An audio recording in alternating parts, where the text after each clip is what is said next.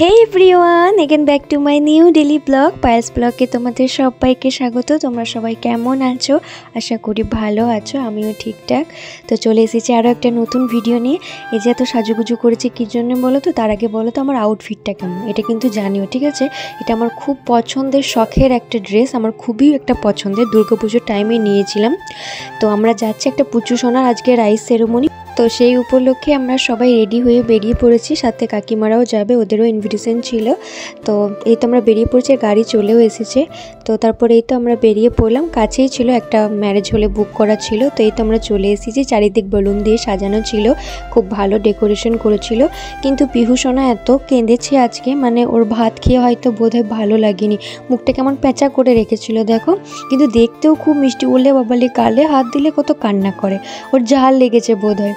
তারপরে এই তো আমরা ওয়েট করছিলাম খাবারের জন্য, আর এখানে সমস্ত কাকিমার রিলেটিভ ছিল। কাকিমাকে সেটা আগেই দেখিয়েছি, এগুলো সব কাকিমার রিলেটিভ, এগুলো কাকিমার দুটো বোন, আর এই যে আমার মা ছিল। এই যে কাকিমা, আবার একবার দেখিয়ে দিলাম, কাকিমার কাছে খুব মিষ্টি লাগছিলো এটাই বলছি। আর দিদি অনেক হাসি মজা করছিল, সেই জন্যই কাকিমা ওরকম করছিল। ভাই তো মুখ দেখাবে না। আর এটা হচ্ছে ময়না দিদা, দিদারও খুবই ভালো, যখনই দেখা হয় এত ভালোবাসা দেয়, এত প্যাম্পার করে আমাদেরকে না, আমার ভীষণ ভালো লাগে, আর মানুষটা সত্যি খুবই ভালো। তারপরে এই তো ফাইনালি আমরাও খেতে বসে গেলাম, যেহেতু তখন বেশি ভিড় ছিল না।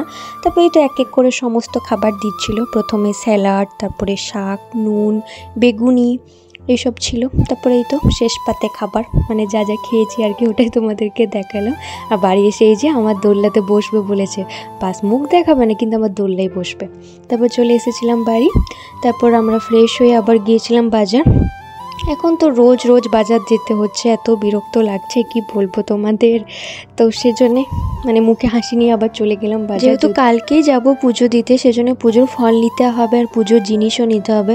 অলরেডি অনেক জায়গায় পুজো দেওয়া হয়ে গেছে, এখনও 2 জায়গায় বাকি আছে, তো সেজন্য পুজোর জিনিসগুলো নিয়ে নিলাম। আর সাথে গাছ কৌটো নিলাম, এটা যেন তো সমস্ত বিয়ের জিনিস নেওয়া হয়ে গেছে, বাট এটাই বাকি ছিল। আমার চোখে দেখায় মাকে বললাম, মা বলছে ভাগ্যিস তুই মনে করালি, সেই জন্য নিয়ে নিলাম, মা যেটা ধরেছিল ওটাই নিয়েছি। তারপর আবার গিয়েছিলাম জুয়েলার্সে, লক্ষ্মী জুয়েলার্সের জিনিস নিতে। আর এই পুচু বাচ্চাটার সাথে আমার পরিচয় হয়েছিল, কি ছটফটে বাচ্চাটা বাবারে, এক মুহূর্তের জন্য এক জায়গায় স্থির হয়ে বসেনি, সমস্ত জায়গায় শুধু ছুটেই বেড়াচ্ছিল, আর ইটিসির জিনিস হাত দিচ্ছিল। তো এখান থেকে আমরা ওই ঠাকুরের ঘট নিচ্ছিলাম আর কি, মানে যেখানে কাল পুজো দিতে যাব, তো সেখানে দেব। তো ওই যে বড়টাই নিয়েছি, তো মা ওটাই চুজ করেছিল, আর আমি একটু ঢং করছিলাম। তারপরে গেলাম চটির দোকানে, যেহেতু আমার স্যান্ডেল নেওয়ার ছিল, আমি অলরেডি জুতো নিয়ে নিয়েছি, সেটা ব্লগে দেখিয়েছি। তো এমনি ভাবলাম এমনিও নিই, তো সেই জন্য এটা নিলাম। আমার খুব একটু ভালো লাগেনি, কাকুটা যা দাম বলছিল বাপ্পা, তাও নিয়েছি। তারপরে এই তো আমরা চলে এসেছিলাম বাড়ি। তো এই ছিল আজকের ব্লগ, টাটা, সকলে ভালো থেকো, থ্যাঙ্কস ফর ওয়াচিং।